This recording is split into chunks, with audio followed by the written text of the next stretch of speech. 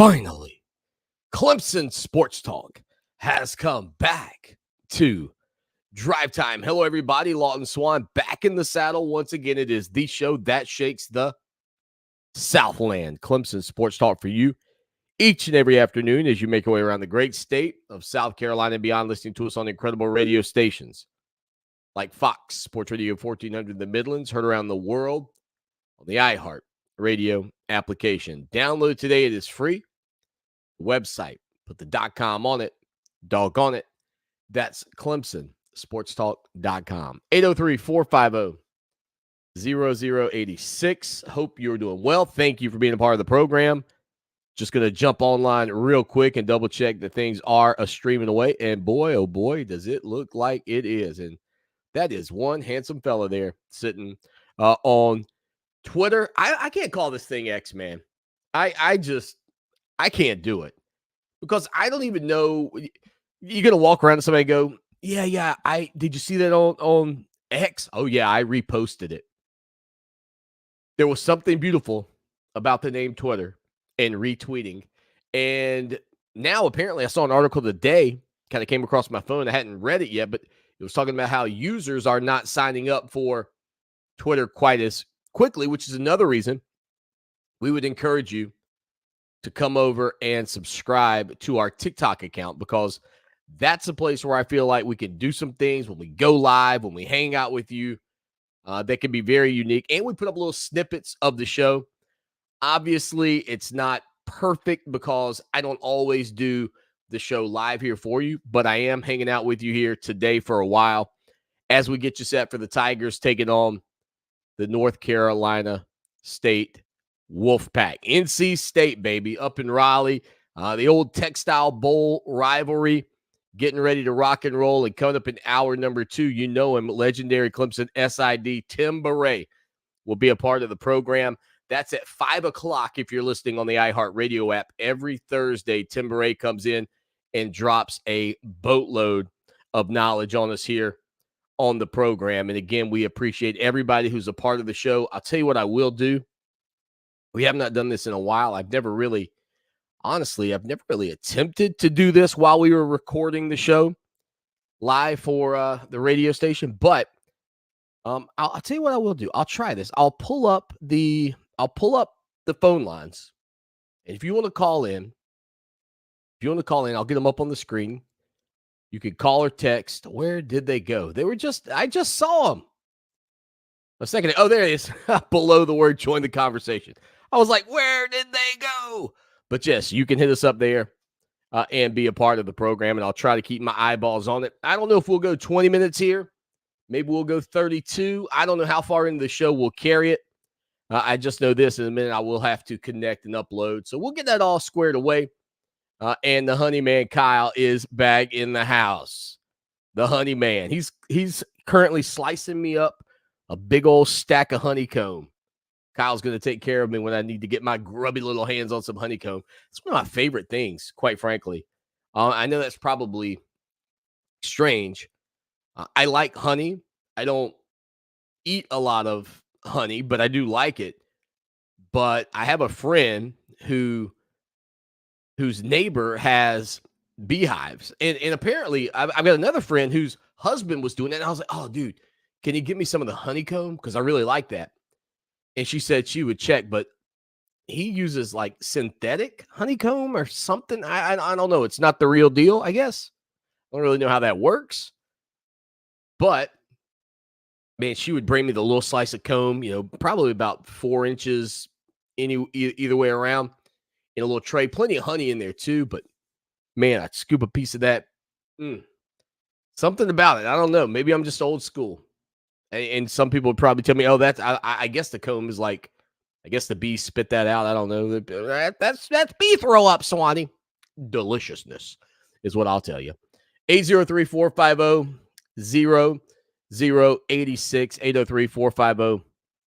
803-450-0086. So the Clemson Tigers getting ready for their matchup against NC State, longtime rivals. This is a game, when you go back to the old school, Atlantic Coast Conference, as some of you would say the old school Atlantic Coast Conference was, just after South Carolina left, maybe even before Georgia Tech. But when I was growing up, it was after Georgia Tech came in the early 80s. And even before Florida State joined. This matchup, Clemson and NC State, was always one that sort of stood out for me. And even I think the fact that in that era, right, the textile industry was still very much booming in our country. And the two schools were, two of the schools at the forefront, I would say, of the textile industry. I was a textile major myself. And so I can remember my freshman year traveling up to Raleigh for that matchup against the Wolfpack, the big tailgate tents. And you might say, well, their stadium at that time, Swanny, wasn't spectacular. And I agree. They made major strides over the past 25 years in improving the feeling of Carter Finley Stadium. And you don't have to be a NC State lover or hater in order to recognize how much they changed just the feeling of that venue. It felt like a very large high school stadium back in the mid to late 90s, and they really took some tremendous steps forward in establishing themselves. I think maybe under Chuck Amato, when they kind of started to make some runs against Florida State. They got some excitement. They had players that made it to the NFL like Torrey Holt. It feels like the Barnett kid that was at quarterback. Heck, man, I wouldn't be surprised if that dude, Jamie Barnett, was still at quarterback for him. It felt like he was their quarterback for about 7 seasons back in the day, and that's pre-COVID. I mean, but it felt like you had to deal with that dude on a regular basis when you were facing off with the Wolfpack. Additionally, I think that, and I've always said this, before a team like Louisville came into the league, before, I don't want to say Florida State because that's not fair. They've been in a long time, but some of those other games that have kind of emerged as pretty quick rivals. Like I feel like Clemson and Louisville have kind of fallen into this rivalry by the virtue of the way they were set up to face off with each other back in the old divisional days of the ACC. But that one started to emerge because they had kind of been a better team than NC State. But I think NC State fans have been envious of Clemson's success, going back to the laptop issue on the sidelines, the excitement they had when they knocked off Clemson 2 years ago up there in Raleigh. And again, these teams both enter this game at 4-3 with high expectations coming into the season. Clemson certainly more than NC State.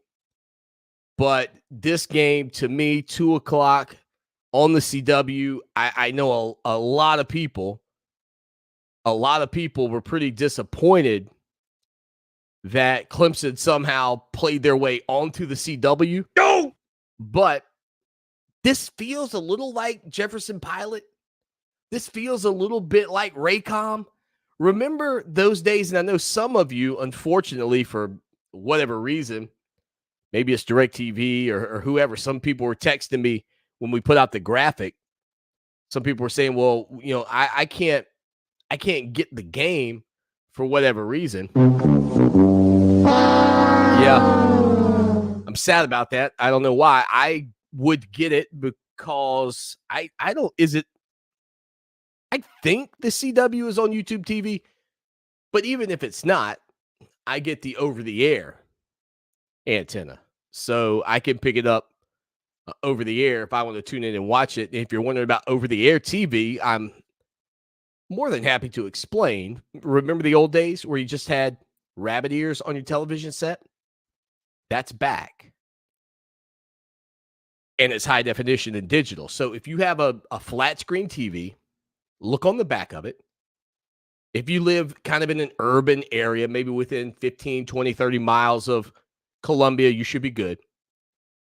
Look on the back. If you got the old coaxial cable that used to plug in like you did years ago, you just screw that in and you can get some rabbit ears. You can get a little nicer box that'll connect like a powered antenna, boom, there's like 45, 50 channels free in the Columbia area alone. I have no idea what's in Greenville. For those of you listening there, I have no idea what's where you are. If you're listening to Georgia or North Carolina, I have no clue. But I would imagine with the antenna, you can get a lot of channels. And one of those where I am is the CW. So I'm not going to go without this weekend in terms of Clemson and NC State. But it is an old school Atlantic Coast Conference rivalry playing on a new school network that does feel somewhat like the old days of the Raycom Jefferson Pilot era. So I'm cool with that. The all-time series, Clemson has pretty much dominated it. 60, 29, and 1. South Carolina fans, when you tell them the all-time record between Clemson and South Carolina, they don't want to say that that's a domination. But quite frankly, if you go and look at the numbers, it's worse than Clemson and NC State. I think Clemson's won, 72? I think it's 72, 43, and 4. 72, 43, and 4. Yeah. So, I mean, if you consider the NC State won 60, 29, and 1 a domination, you got to consider 73, 43, 72, 43, and 4. Clemson leads all time on the road, 22 and 17. So it's a little tighter up in Raleigh. 8 and 1, though, all time in neutral site meetings.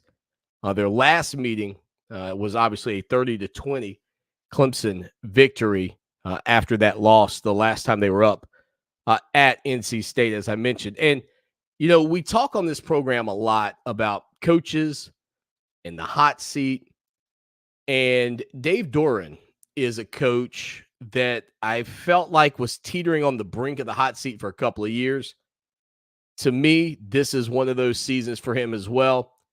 You know, if Clemson goes up there and wins convincingly and looks good doing it, given the fact that Clemson hasn't looked great this season, hasn't done very much convincingly all year, then I got to imagine Wolfpack faithful will not feel great about that. Not to mention, and again, Tony Elliott in Virginia knocking off North Carolina probably went over pretty well in Raleigh last weekend, but I think you look at what North Carolina's doing, you look at Florida State, the way they're playing. I'm sure the belief, at least from the majority of Wolfpack faithful, is that Clemson is certainly a really good football team. Maybe not as good as they have been in recent years, but still a really good program. And they start to look at the pecking order. They see what Jeff Brom's doing at Louisville. Anytime programs around you, Duke even, I almost left Duke out. I meant to say them earlier, but you think even about Duke and the job that Mike Elko's doing. Those things begin to matter to the fans that pour their heart, their soul, their money, their years into a program. And you could make an argument.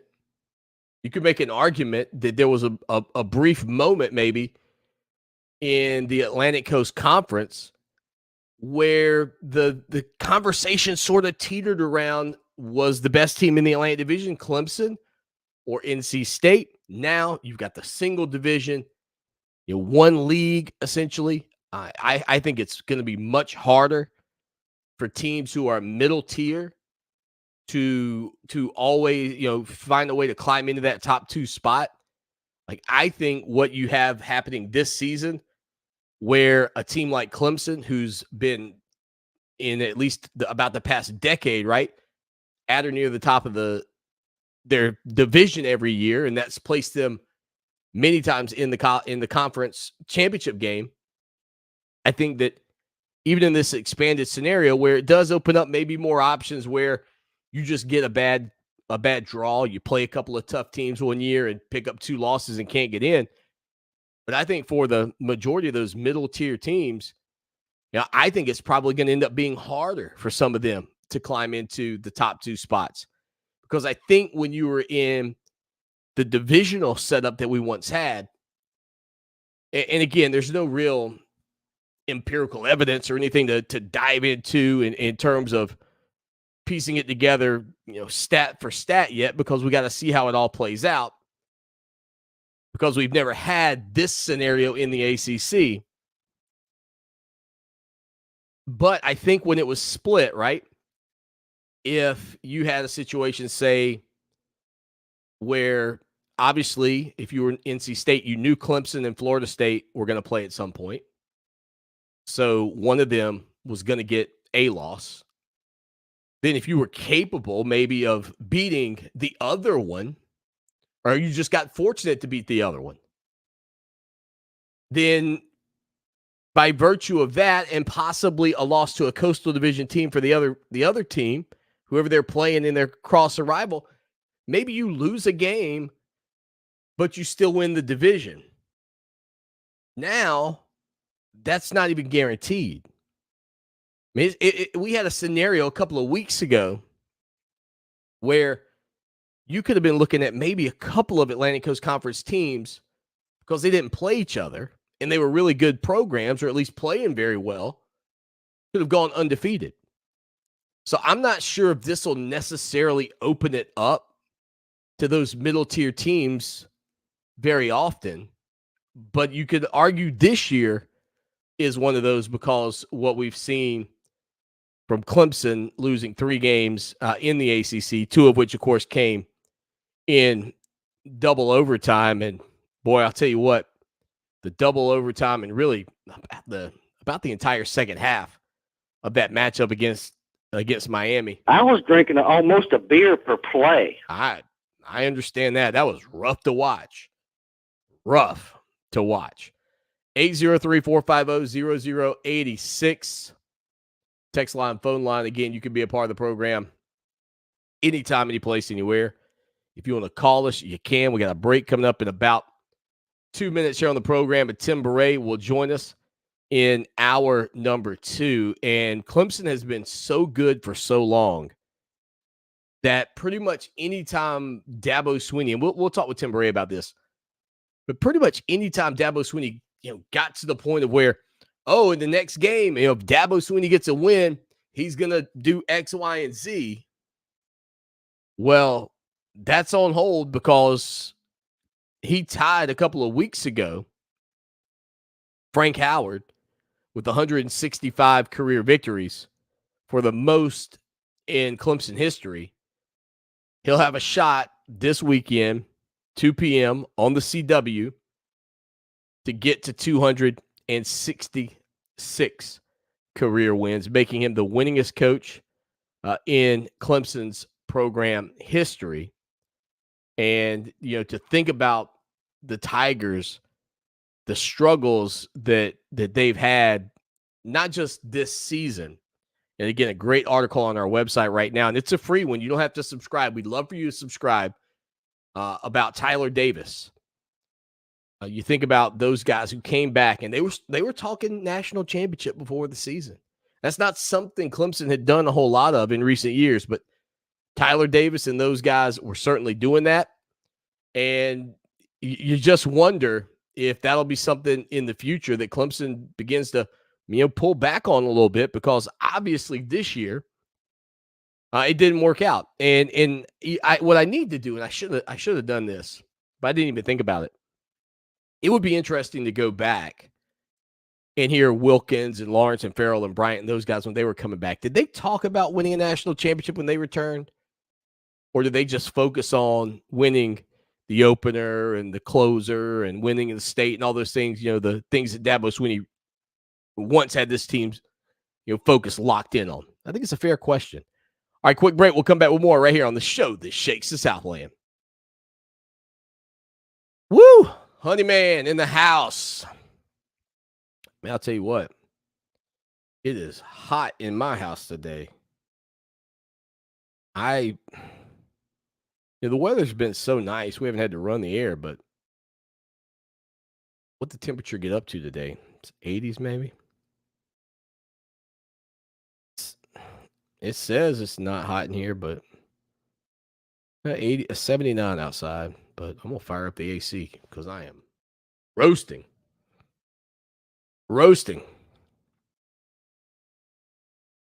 All right, 339.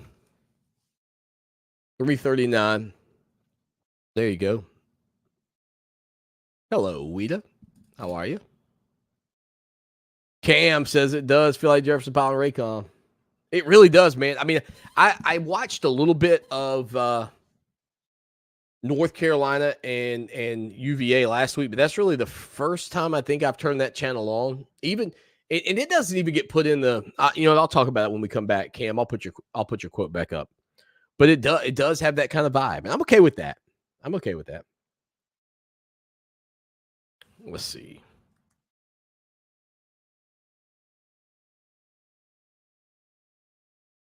All right, here we go.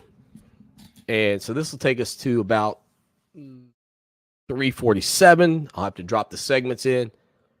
Well, we might stay live. We'll see. I could do it like this, but man, I'll tell you what.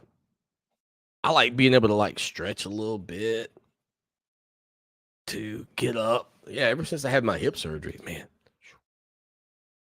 I don't love sitting. Sometimes I think about standing and doing the show, but my camera would have to be, if I was a little bit shorter. That's the only thing I have to say. I have to be a little bit shorter. I'm just a little too tall for this setup. All right, here we go.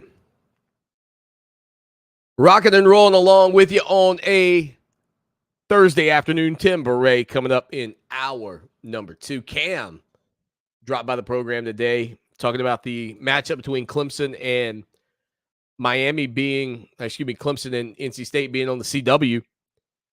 He said it does feel like Jefferson Pilot and Raycom. And I think, golly, am I showing my age here? I think for some of us that were around when that was kind of how you had to consume it, like kids these days with the channels, right, that they've grown up watching games on. I mean, it's ridiculous how many stations are available to cover a game on the weekend. First, you've got ABC, CBS, Fox, always carrying college football on a Saturday. NBC as well now, a multitude of games. If they don't have a Notre Dame home game, they give you a Big Ten night game. Like, brilliant move by NBC. I think that started this year. I don't remember it being done like that previously. And if Notre Dame does have a home game, they play a game leading up to it, like starting off at 3:30, I think, going head-to-head up against the SEC on CBS. Anyway, so you got, I guess, technically those 4 channels. All of those, by the way, over the air. If you want to remember how I taught you in segment 1 about hooking up your flat screen TV and getting that free, I know, Spectrum, Time Warner, whoever, AT&T, YouTube TV, DirecTV, Dish. They don't want you to know about that. But I'm being honest. I have it. I still have YouTube TV too, but I do have the over the air if I want it, and it's free. Okay, so you got all those channels, right? Then you got ESPN, ESPN2. I feel like ESPNU or News or something's always carrying a game. You got FS1, FS2. Now you got the CW, SEC Network, ACC Network, Big Ten Network, Pac-12 Network. Longhorn Network's going away when they join the SEC. But in any given window, we go through our list. We go through our list on what to watch Wednesday. I got the list right here. If you didn't know if it's like an actual list or not, it is. It's an actual list. But on the what to watch Wednesday, and, those channels are bountiful. But when I was a kid,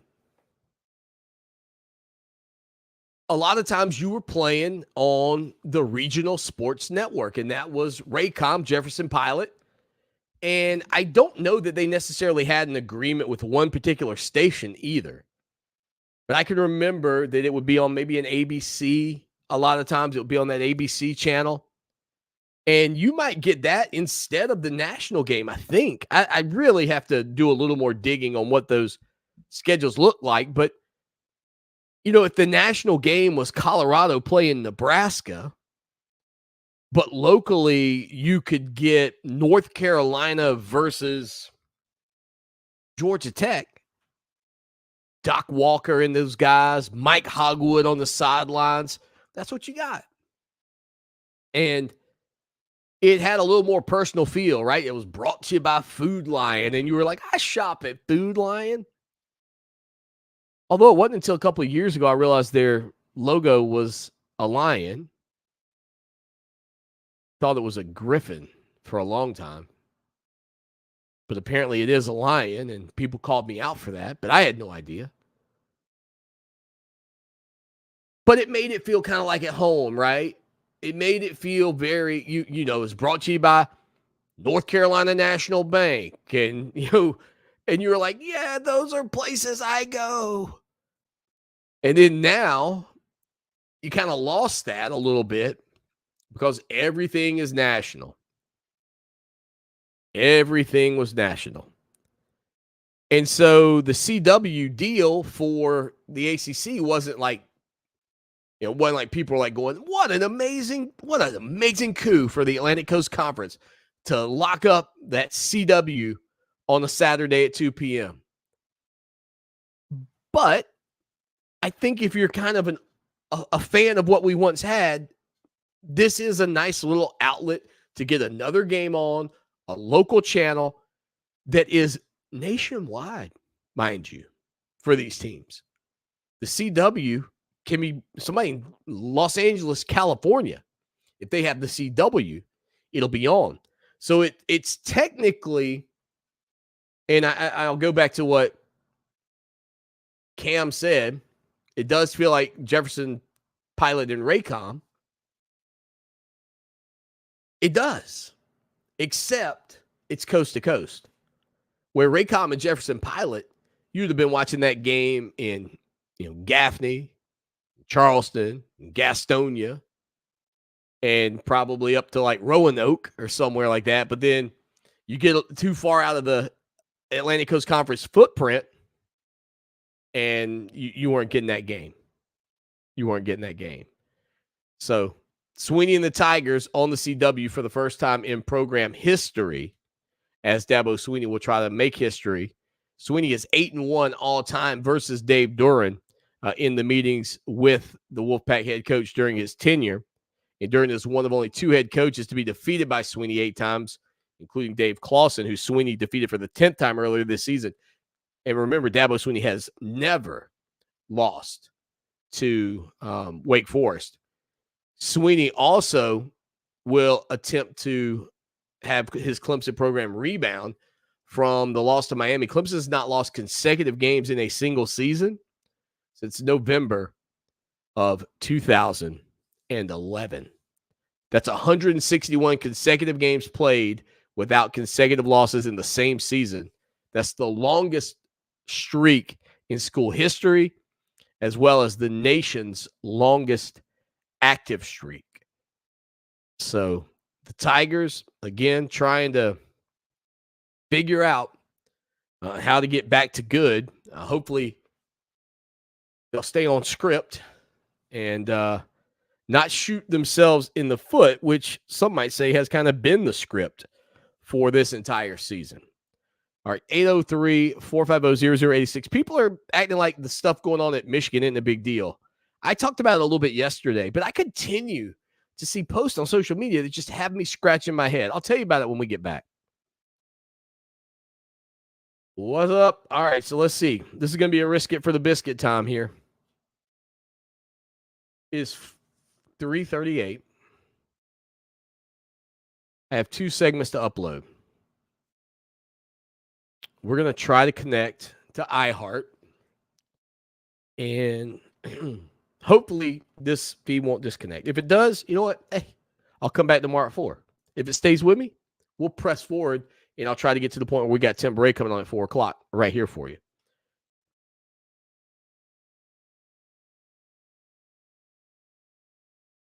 Got to log in. I'm going to give iHeart credit, man. When I first started, trying to get logged into stuff, username and password kind of stuff, was sometimes tough.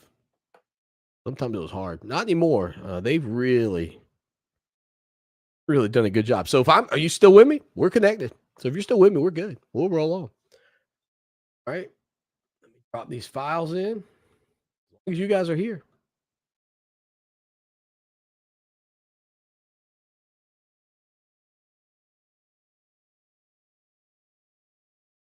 Yep. And I'm connected to iHeart, so we're good.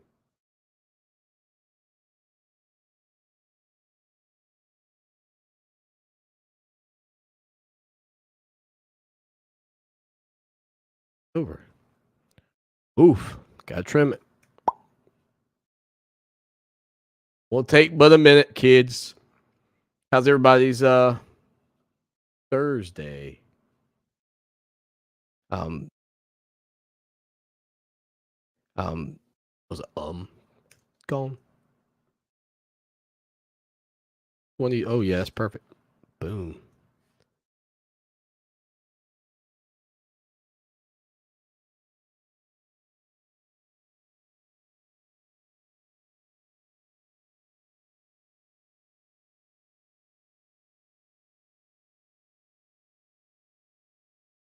All right, there we go.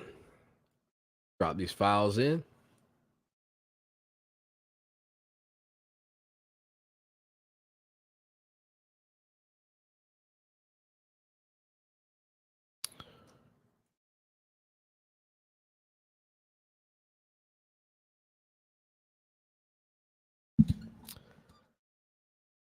Clemson Sports Talk on a Thursday, the show that shakes the Southland. Like, share, subscribe, tell your friends and neighbors, your friends' neighbors.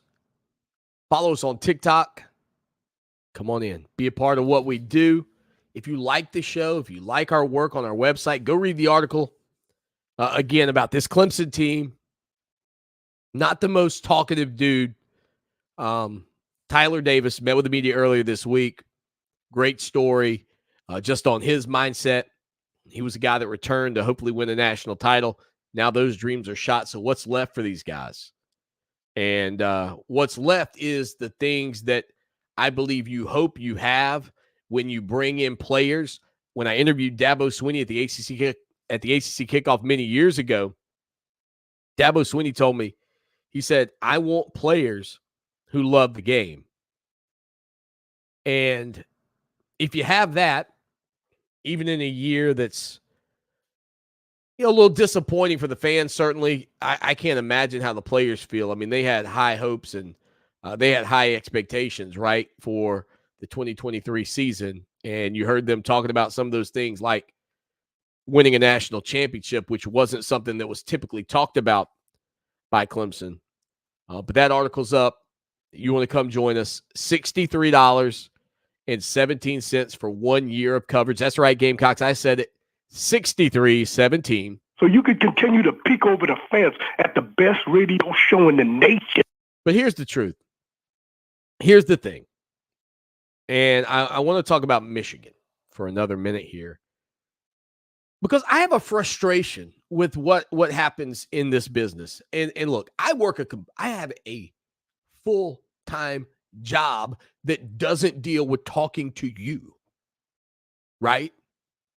I remember when Teddy Hefner, who's on our radio station now from 9 to noon, had the morning show from 6 to 9 a.m. And he and Dr. Rick Sanford would be on there, and they were hanging out and having a good time.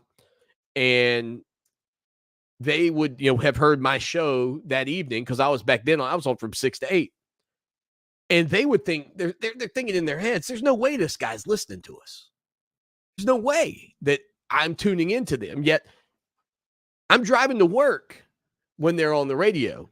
And I'm not talking about driving to work in their 8 to 9 window. I'm driving to work in their 6 to 7 window. And so I had this whole other job before I get here. But yet I listen to guys on national radio sometimes. I see things on TikTok and Twitter and social media, and guys that are on ESPN, for crying out loud, talking about this Michigan deal like it's not a big deal, like everybody's doing it. It's almost like they don't know what Michigan has been accused of.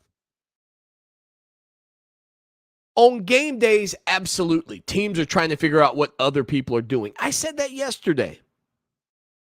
That is a certainty.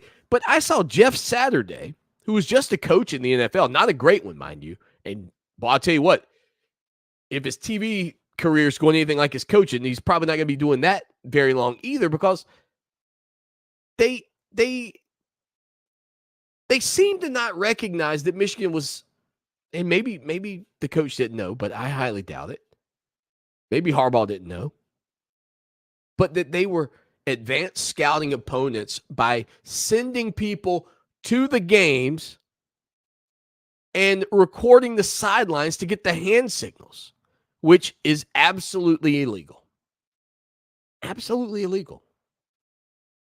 Now, prior to, I think, 1994, you could do it. And I'll tell you this, that seems pretty shady to me as well, that you could even do that in 1994.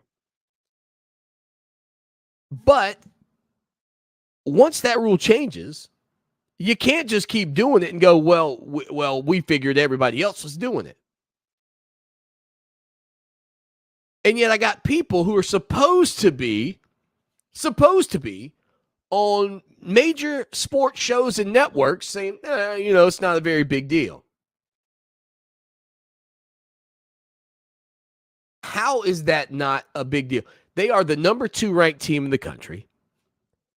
They have had an amazing turnaround over the past 3 seasons.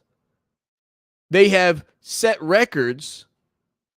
They have set records in terms of their play, in terms of scoring and defense, that haven't been done in years. They've been incredibly successful this season. Matter of fact, one of my buddies sent me this the other day, and it's a pretty neat graphic talking about Clemson and Michigan and all these different programs. But the fact that the 1982 Clemson Tigers were still on this list blew my mind. Where did it go? Don't you hate it when you can't find what you're looking for? Let me see. All right, I'm going to have to do some more digging. Sad face emoji on that one. But anyway, the 81 Clemson Tigers were on the list alongside this Michigan Wolverine team, and it had to do with defensive efficiency and just how good these teams have been. Well, nonetheless, I think about, like, if you are a program who's had the rapid rise that Michigan's had, and then all of a sudden something like this comes out, why people just want to say, well, it's not a big deal. No concern. For me, this is worse than illegal recruiting. Because, like I said yesterday, illegal recruiting doesn't guarantee you any result. It doesn't guarantee you any success. This virtually guarantees you success. Not 100% of the plays, but I guarantee you it's probably upwards of 75% of the plays, maybe more. And how anybody could sit on television and just say, well, teams are doing everything they can to win every week. That's not the same. And how and why the NCAA wouldn't strike quickly against Michigan is beyond me.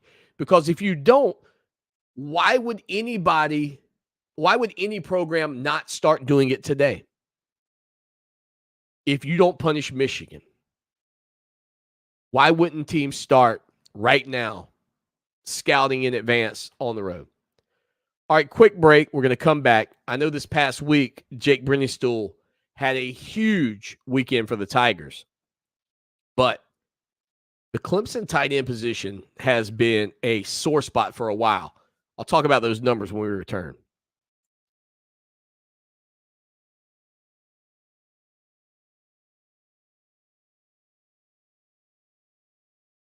I just don't get it, man. Does not make sense. Like, you are blatantly, again, it's accusation. I get it. Accused. But there are people, these programs that have video evidence. They have the tickets. That dude bought the tickets under his own name. Had tickets to see Tennessee play, had tickets to see Clemson play. And yeah, the excuse that some people use is, well, they didn't win the national title. Well, what does that say? The other thing, and I talked with Charles Arbuckle briefly about it, former UCLA tight end. And Charles told me, and we're going to have him on the show next week. He's traveling, but he basically said, man, it's as dirty as it gets. I agree, but why am I the guy? Like, I think it's funny. I saw some people, I don't know their response to it, but I saw some people who are incredibly pro transfer portal. Okay. And I'm not anti-transfer portal, but I think it could get cleaned up.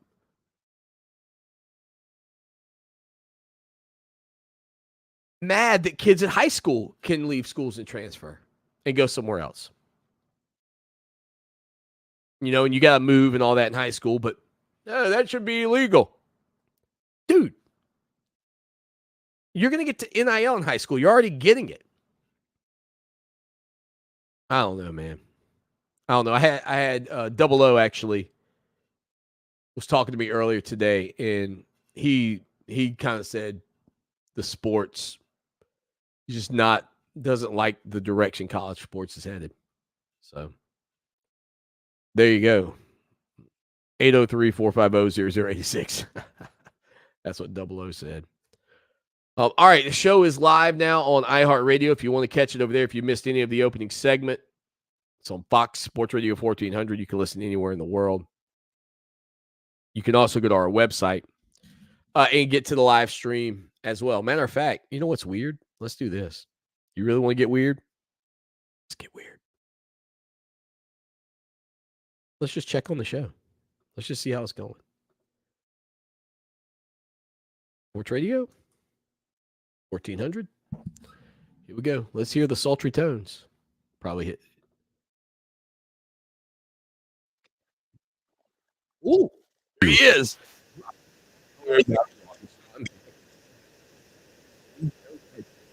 Southland. Oh. It's live now. Fox Sports Radio 1400.com, or you can catch it on the podcast if you miss any of it. And again, I mean, I could do it like this every day, but I got so much else I do during the show, like this stuff, that I feel like I'd be leaving you out in the cold. Like somebody might have said something important, and I haven't even seen it yet. Let's see. Did anybody say anything important that I haven't seen? Yes. My sister. All right, here we go. Got that in. Tim Beret coming up in. Tell you what. Let's just go. Let's just do Tim Beret. We'll just skip segment 4. I'll come back to it. I got time. All right, we're going to hour 2. Fast forward. Tim Beret. Here we go.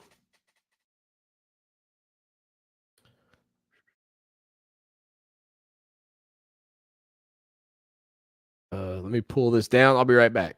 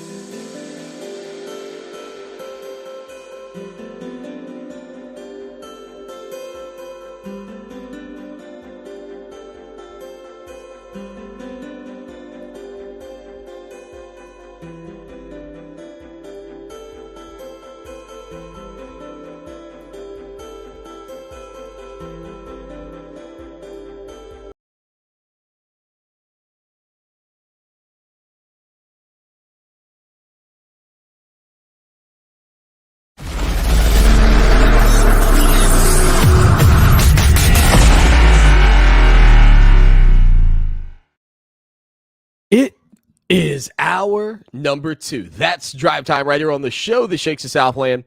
Clemson Sports Talk, Lawton Swan hanging out with you on a Thursday afternoon. And, of course, if you've been around the program for any amount of time, you know Tim Murray joins us, legendary Clemson SID, 40-plus years covering the Tigers.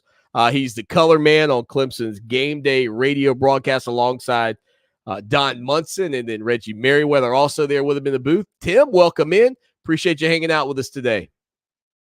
Doing great, Lawton. How you doing? I'm good. I'd be better if the Tigers were, I don't know, 6-1 or so, but kind of a gut punch this past weekend down at Miami. Your takeaways from what I think for a lot of people was a very surprising loss. Well, yeah, it was surprising, when their first-string quarterback couldn't play. Now I'd watched the kid warm up, and he was, big 6'5" strong cat, but they obviously didn't have much faith in him. They didn't throw anything other than just swings, passes, and bubble screens until the second half. But they were smart. They handled him well. He got his confidence, and then he was able to hit some downfield passes, and ended up winning the game in overtime. It felt like the 5th, 6th, 7th, 8th quarters of the Duke game, I unfortunately have to say, because fumbling at the 1-yard line there early in the game was just so huge, and then they come back and scored an 80-yard run in the first play. It just felt like the Duke game all over again. You've been around the game a while. How do you even compartmentalize, Tim, what you've seen from this team in the red zone? Well, you compartmentalize it based on that you feel over time, over many years, things balance out. Clemson's been a really good red zone team under this, great run of consecutive 10-win seasons, and especially last year. We were really good in the red zone last year. I think scored 56 of 58 opportunities, either a field goal or a touchdown, and that included 44 touchdowns in the red zone last year. But this year we're 129th in red zone scoring percentage, and I have not seen a stat for turnovers in the red zone, but we must lead the nation in turnovers in the red zone. Certainly lead the nation in not scoring once we get to the 1-yard line. 5 times Clemson has gotten to the 1-yard line, including 2 in this past week's game, and not scored a single point on those possessions. It is a mind-blowing statistic, that's for sure, and that's why we bring him on. Now, I know Dabo Swanny. Look, everybody's going to focus on the last play, and that's certainly, it's fair and unfair. It's unfair because there's a lot of plays that happen. You just mentioned some of them along the way, but then Cade Klubnik, on what Dabo Swanny has said, was supposed to be a handoff. It was supposed to be a give. I kind of took it back, Tim, to muscle memory, and I think about the pressure in the moment. And I think when Cade kind of read the end, he just reacted the way he would react if it was the read call and pulled the ball and he was wrong. Is that what this really comes down to? Because I know people would like to say, oh, well, Cade Klubnik should be benched. He was insubordinate. I mean, I've heard, all ends of the spectrum. But, I mean, what do you think happened in that moment? I think he had a flashback to, was it Syracuse? There was a game where he did just that, and he kept the ball, and he went around the left end, and he was untouched going into the end zone. So I think he just had a flashback to, well, that play really worked, me doing that then. I bet it would work now, and, it didn't work. Yeah. And, our vantage point, it was kind of an end zone, corner of the end zone. So we had a really good look at what,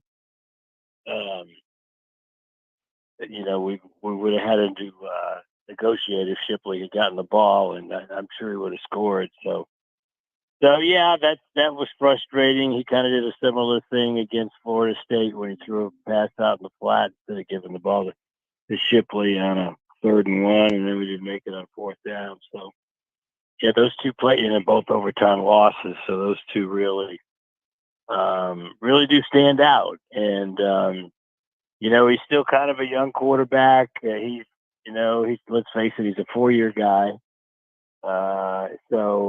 It's just, I'd still say, no, you got to stick with him. He's going to get better as we go along.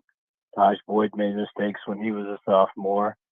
We won the ACC championship that year, so everybody remembers those games. But there were some games where Taj threw the ball in the coverage and made some mistakes. We lost 4 games that year. I think we lost 4 of our last 7. So it's going to happen. People forget the whole offense is young. I mean, I think Putnam is the only senior now that is starting. And I look back at 2010. There's a lot of comparisons between this team and 2010. And I remember at that time, if you had a show and you were doing an interview, we would talk about how Clemson didn't have any experienced receivers and didn't have any good offensive linemen. Well, the 3 receivers on that 2010 team were Jerron Brown, who played 7 years in the NFL, Nuke, who's still playing in the NFL, and Dwayne Allen, who played many years in the NFL, ended up being the tight end of the year. So, players do get better, and I think these players will get better with time. Yeah, I think, look, it's easy when you're behind the microphone every day to try to pound something into the ground if people want to jump on it. But I've kind of found myself in that same spot when I think about Cade Klubnik. Like, the norm in college football, Tim, for the majority of both of our times being around it, was not for the sophomore quarterback to be the guy, right? It was normally a rising junior or maybe a redshirt sophomore. And I do think that's something that Clemson fans maybe got very fortunate with Deshaun Watson and Trevor Lawrence, in that both of those guys not only were super talented, obviously, given you see what they've done in the NFL, but you just had an incredible run that's really hard to continue to replicate with youthful quarterbacks. Yeah, you're 100% right. And if you look at a lot of the top quarterbacks across the country now, they're kind of older.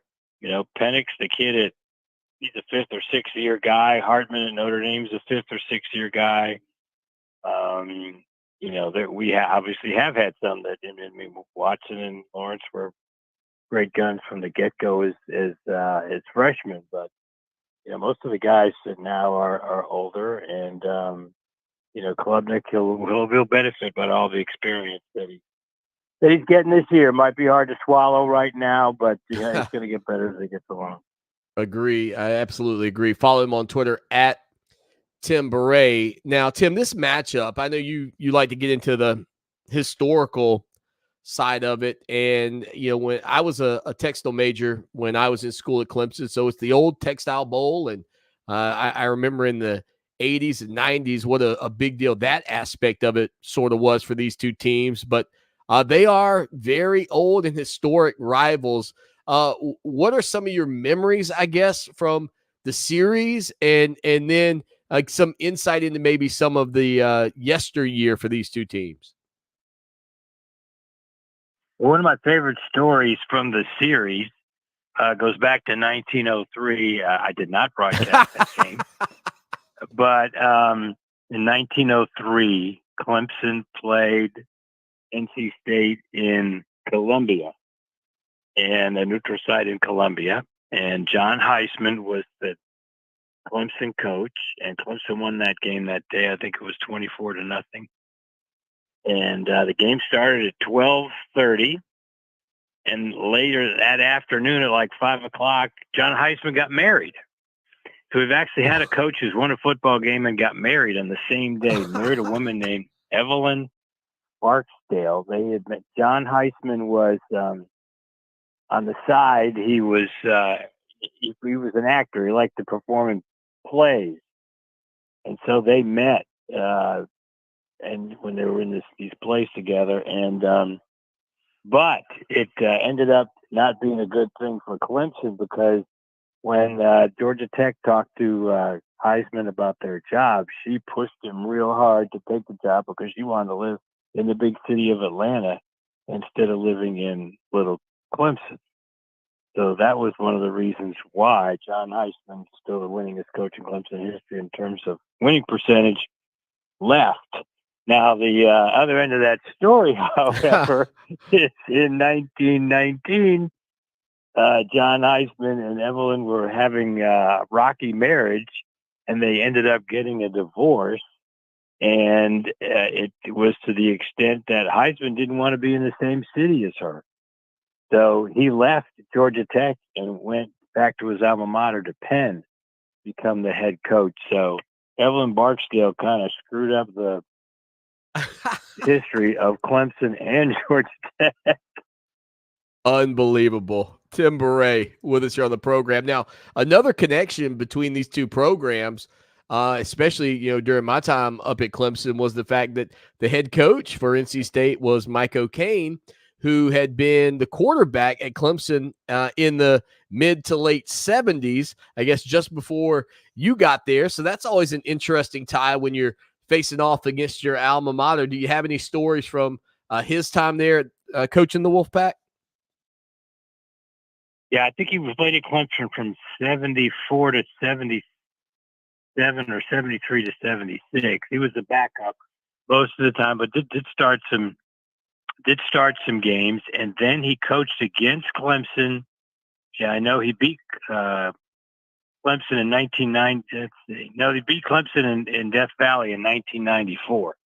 He was the first Clemson graduate, I believe, to beat Clemson as a head coach on the other sidelines. Wow. And then later on, he left NC State and then came to Clemson as the offensive coordinator under Coach Bowden in 2003. In 2004. And he was our coordinator for just 1 year, but just a great guy. I've met him many times, talked to him many times. And of course, he was the head coach at NC State for a number of years, including 1998. He also beat us in Death Valley, a thrilling game. That was a tough season for the Tigers, but we lost to a ranked NC State team 46-39 in a wild, high-scoring Yeah, game. I feel like, was that Torrey Holt or Jamie Barnett, one or the other? I just remember those guys. Well, it was both of them. It was Jamie Barnett throwing to Torrey Holt. He actually threw a winning touchdown pass to Torrey Holt with just 37 seconds left. His fourth touchdown of the game. He had 225 receiving yards against us that day to Torrey Holt. I was just a student, and I still have nightmares about that, Tim. That's how bad that was.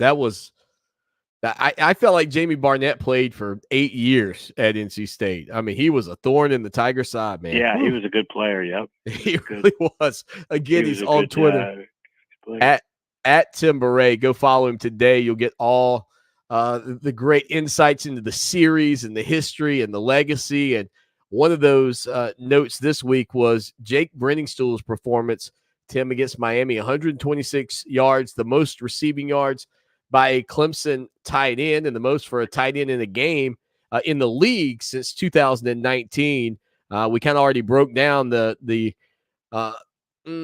disappointing portions, I guess you'd say, of that Miami game. But let's talk about that bright spot and Brenningstool's performance in your opinion.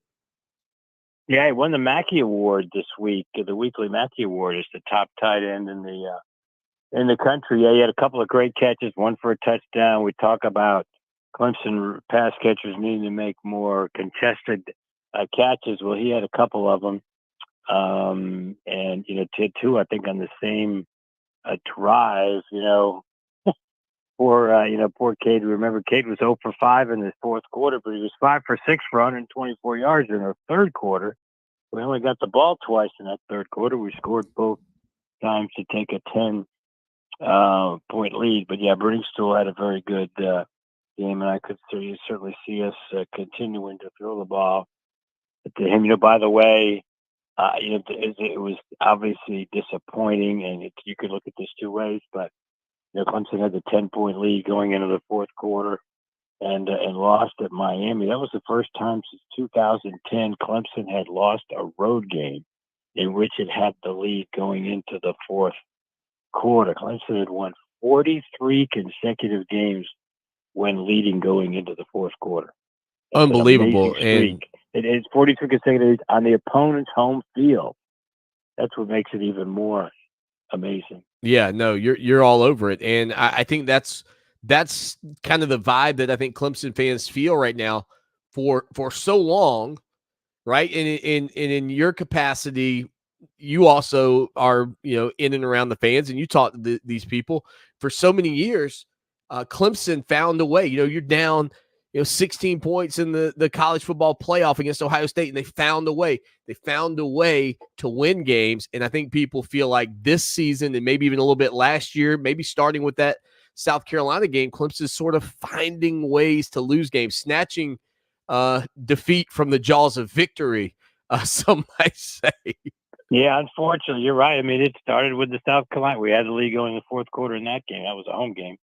And then they win 31-30. I mean, I know Clemson fans are disappointed, and they're looking at it like, oh, we've had 3 straight years we haven't been in the college football playoff. Well, next year, under the rules of next year, last year's team would have been in the college football playoff. In fact, we would have been the number 4 seed in the college football playoff last year had we had next year's rules, and we'll have 12 teams in, because if you win the ACC championship, you're gonna get in. So we were with one drive short of I'll probably finish in the top 4 last year, even under these year's rules. If we had just scored one more drive or kept the Gamecocks one more scoring drive, we would have been right there. Again, Tim Bray here with us. Final thing for you, Tim. This matchup's going to be on the CW at 2 p.m. So I guess technically the first time Clemson's ever played on the CW. But I said before, this to me has, even though it's a national broadcast, has a little more of that Raycom, Jefferson Pilot kind of feel to it. And as somebody that grew up in this area watching college football, I'm kind of excited to check this out on Saturday. Give me your thoughts on being on the CW. Yeah, well, it actually is produced by all the people who did the Jefferson Pilot broadcast. So it's just kind of changed from that standpoint of the production of the game. In name Tom Wormy has done a lot of our games on the Jefferson Pilot Network, the ACC Game of the Week, and he's going to do the game this week. I actually talked to him yesterday up at we used to call it Operation Basketball. I'm not sure what they call it now, ACC Tip-Off, I guess. So I got to talk to him a lot in his preparation for the game. So it is a new network. It's a new here on the upstate. It's on channel 62 on DirecTV, and so it is a new network, a new place in your dial. But the people who are producing it have a lot of experience, and they've had some great games the last 2 weeks. They had Pittsburgh beating Louisville, and they had Virginia beating North Carolina. Those were the last two games that they did. Well, there's no doubt everybody felt great for Tony Elliott with that win for his program. Tim, we always appreciate your insight. Look forward to talking to you next Thursday. Thank you for hanging out with us. Sounds good. There you go. Tim Beret here on the program. 803-450-0086 text line, phone line. Here we hit a quick break. Sorry. We hit a quick break here on the show that shakes the Southland.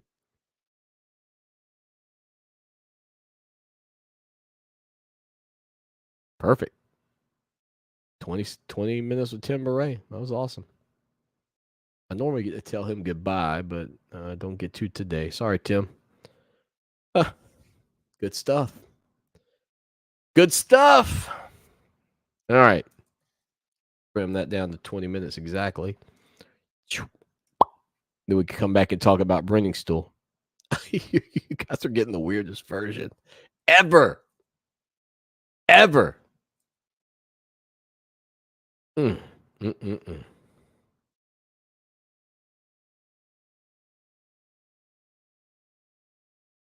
right.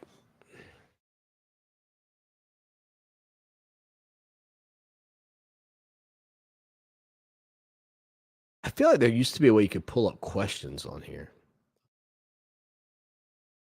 Oh, questions. Yeah, you could do that.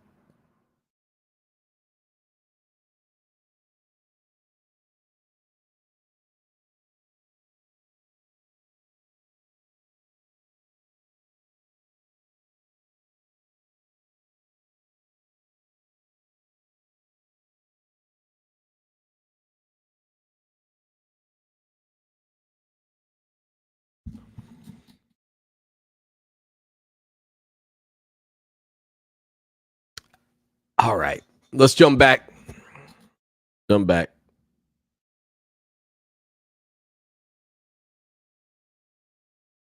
Yeah, Mike O'Kane. He was at NC State when I was in school, and I'm gonna tell you, man, they were tough. Those teams had some good players. Good players.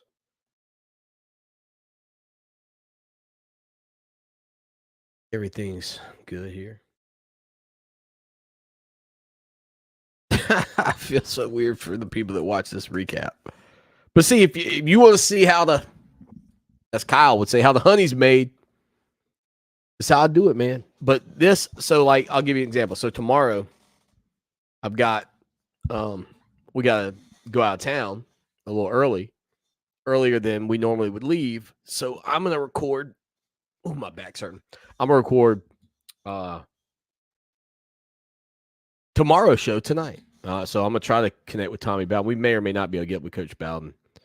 But either way, it's all right. Or actually, you know what? No, I won't record. That's the only segment I won't record tonight. I'll record Tommy tomorrow right after work. Then we'll hit the road. Easy. So, all right. So this is segment 4, hour 1. Here we go. I'm assuming we still sound good on iHeart. Check in on us. Why not? You ever want to watch the show or listen to the show? Stream it on your computer, Fox Sports Radio 1400. What are we doing? Where 7 minutes in, it should be segment 2.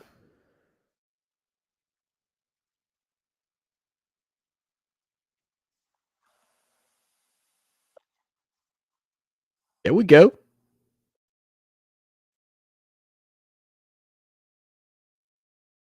Just like that. You can stream it on your computer. Simple. All right, here we go. Final segment of hour number 1. The show that shakes the Southland Clemson Sports Talk on a Thursday. Tim Beret, legendary Clemson SID, coming up for you on iHeartRadio. Those of you watching the live stream, you may have already heard Tim Beret. Anyway, that's just keep that between us. Anyway, so Jake Brenningstool, told you before the break we're going to talk about Brenningstool. Man, he had a huge performance in Clemson's matchup against the Miami Hurricanes. The third-year tight end put on a performance to display what I think a lot of people hoped he could be. And look, I've been a critic because I watched Brock Bowers, and I know Bowers is out right now at Georgia, but I watch Brock Bowers and I think about how valuable the tight end is to the offensive puzzle for so many teams, and Clemson's tight ends for about 6 years, more on this in a minute, were vacant. They were not available. They're like the invisible men. But Jake Brenningstool had a great game, 126 yards on 5 receptions with 2 touchdowns against the Hurricanes. His 126 yards were the Clemson single game record for a tight end and were the most by an ACC tight end in a game since 2019. And let me tell you something. That type of play, in you don't need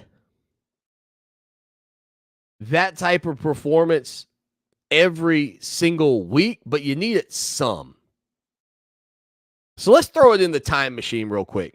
1.21 gigawatts! And let's jump back to Jordan Leggett. tight end at Clemson from 2013 through 2016. Okay, this is the lead up to Clemson's first national championship. 2 national championship games, okay, during Jordan Leggett's tenure. In 2013, his freshman year, 12 receptions, 176 yards, and 2 touchdowns. Nothing to write home about, but you could kind of see that he had the physical tools to be, a quality tight end. 2014, he had 14 receptions, 161 yards, and a score. Didn't really push it that far. 2015, Clemson goes to the national championship, gets beat by Alabama. 40 receptions, 525, and 8. The following season, 46 receptions. This is Clemson's national championship year, mind you.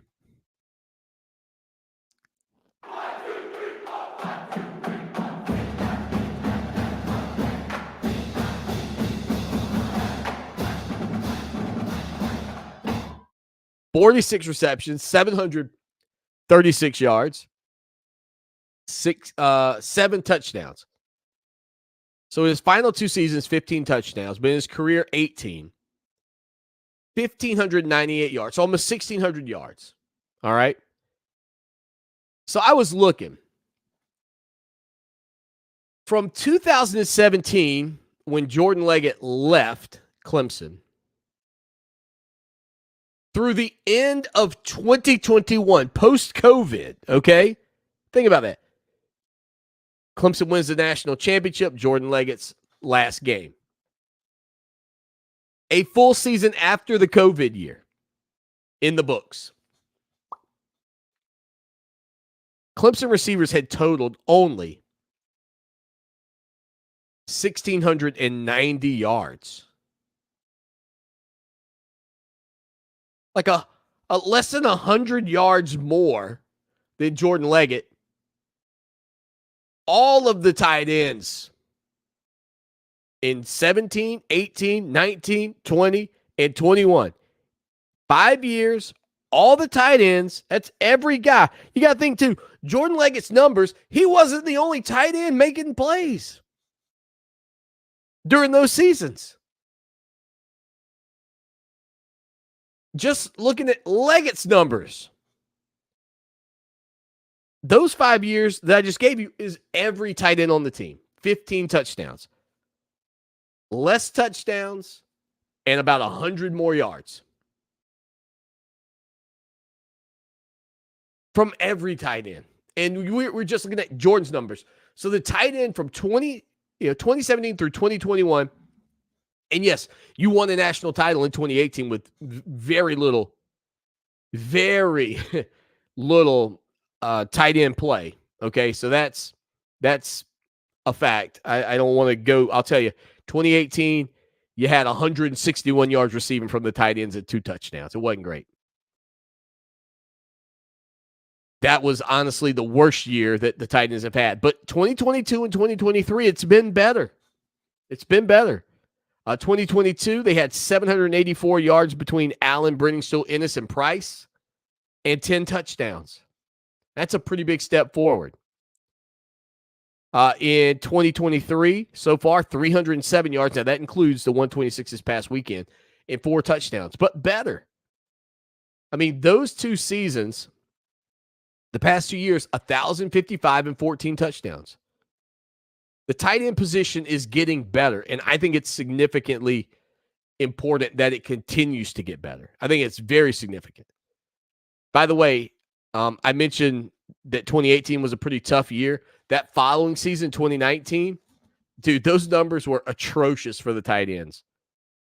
J.C. Chalk had 13 receptions for 60 yards.